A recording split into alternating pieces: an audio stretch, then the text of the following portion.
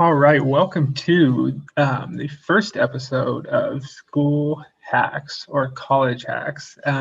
This is episode 1, and it's created based off of one of my students this semester who was watching some videos I uploaded, and they mentioned it would be useful if we did some videos that were like school hacks. What are the things that each of us does that makes it more effective, our schooling and our process more efficient and more effective. So they're going to be a series of just kind of small, quick videos going over some interesting things, I think, and hopefully that you find them useful as well. So this first episode is going to be talking about the command control feature. For some of you, you may be aware of all of these. For some of you, you may be unaware of all of these. And for most of you, it'll probably be a little bit of mix of the both. So first one I want to talk about is, actually, the first thing we should do is talk about the command control features. So for those of you using like a laptop Windows setup, it'll be the control button. Usually it's found at the bottom left or bottom right. For those of you using a MacBook, it'll be a command button. So CMD for MacBook, or control for a Windows laptop, CTRL. And so they're called like control function, control shortcuts, depending on how the person describes them. What they do basically is you press control or command plus a letter, and it does a shortcut for you, quickens things up, speeds things up for you. So the first one I wanted to share with you, and it's not going to be too mind-blowing, but if you press control or command A, it's a select all, so it'll select everything, which is useful. Click command A, it'll select everything and it'll delete it for you. So that's the first one. I find it useful for a lot of things. A lot of times for deleting things in a box like this. Let's say you start off and you're like this. Instead of having to use your mouse to select everything, you can just click command A and it'll click the whole box for you. So that's number 1. Number 2 and 3 kind of go together. It's control or command C and control or command V. So control C will copy something, and then control V, as in Victor, will paste something. So let's say I wanted to copy this, and for some reason I wanted to put it there a bunch of times. Then I could copy it using the command C or control C, and then press control V, and it'll paste it a bunch of times for me. So this is useful for a lot of different things to quicken things up for you. What I like using it for is, let's say I want to put this whole passage into a different program. I can just command A, select everything, command C, copy everything, and let's say I wanted to put it over here. I could click over here, command V, paste everything in there for me. So that's kind of a quick way of going about that. Again, I don't want all that there, so I command A, I can select it all, and I can delete it just like that. So those are 1 and 2 and 3, and then the next one I've been doing, I don't know if you've noticed or not, but is control Z and control Y. So control Z will undo whatever you just did, and control Y will redo whatever it is that you just did. So let's say I come in here and I select this and I erase it accidentally. I press the delete button. It's like, oh crap, I don't want to have to write our national pastime again. It's going to take me too much time. Or we forget the title, and we were so excited about the title and we thought it was really good. Instead of freaking out and pressing a bunch of things, once it happens, and just stop for a second and press control Z, and it'll undo whatever you did. It'll bring it back. This is also useful in other programs, not just like a document thing. So let's say I came in here, and this is Notion. So this is another software. Let's say I came in here and accidentally I deleted this. Same thing, control Z, and it undoes whatever you just did. So that's the control Z. That's the one that I use quite a bit and will probably be most useful to you all. But there's also control Y.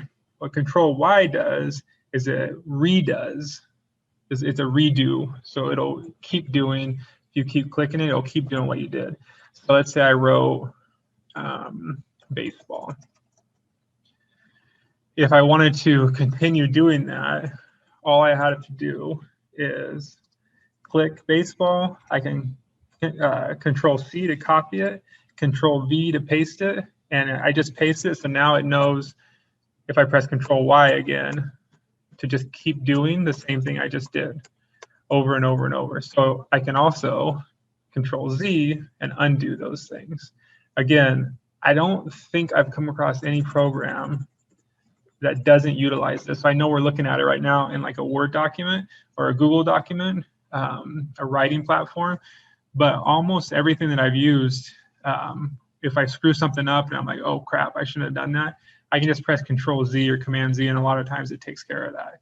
So play around with that for a lot of different things that you use. The last one I'm going to show you, you might find just as useful as the rest of them, if not more useful, and that's Control F. Control F is good because what it stands for is find. It's a find feature. So you'll see in Google Docs what popped up was this find. What's nice about this, we'll look at it through Google Docs. Let's say I'm someone that tends to use the word that a lot in my writing, and I've had an instructor tell me you shouldn't use that so much. I could go on to Google Docs and the find feature and type in that, and what it does is it shows me every single spot where I wrote that. And then what I could do is go in and look and see, okay, do I really need that there? Now that writing is so abundant, yes, that needs to be there. The stories that seem to live forever, that needs to be there. That's in a quote. That needs to be there. That needs to be there. Let's go down to this one. One night after a game, the chip paint stands were empty and the only crowd left was my dad, the lights, and any bug that had wings. That needs to be there. Trying to find one. Sorry, that doesn't need to be there. I might have gone through this one already. Here's one. And they taught me lessons that I can pass down to my own children or my students. That doesn't need to be there. So I could just write, and they taught me lessons I could pass down to my own children or students. So now I can go in and get rid of that one. Right now that doesn't need to be there. So that's one cool thing you can do with it. Another thing you can do is, let's say you're not sure if you're using semicolons correctly, or actually let's do it this way. Let's say your professor told you to stop using exclamation points. What you can do is type in exclamation point and see if you have any in your writing.